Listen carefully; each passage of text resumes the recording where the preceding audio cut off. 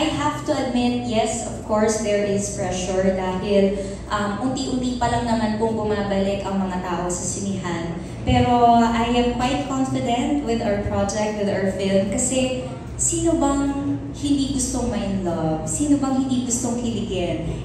This is what we are offering, hindi ba? A feel-good, romantic film na lahat tayo sa pagkatapos ng pelikulang ito ay mai-in love kay David Licauco.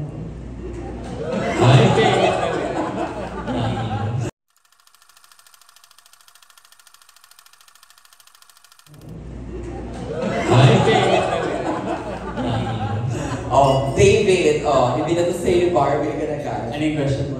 Ulit tayo, David, Hindi, yun nga, David, diba? Sinihan ngayon, parang alam natin lahat yan. We are all struggling. The Philippine cinema, diba? Hindi lahat pinapatok, pinipilahan. Pero bilang mga soldiers at artista na direkati ng pocket media ng that kind of love, nakakaramdam din ba kayo ng yung pressure? Ikaw ang feeling dito?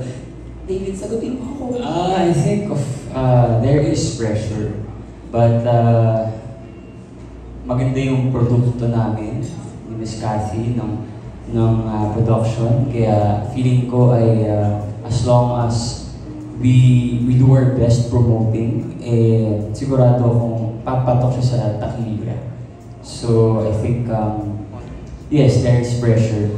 But I try my best to just control the things that I can control. So, which is by promoting and helping the movie.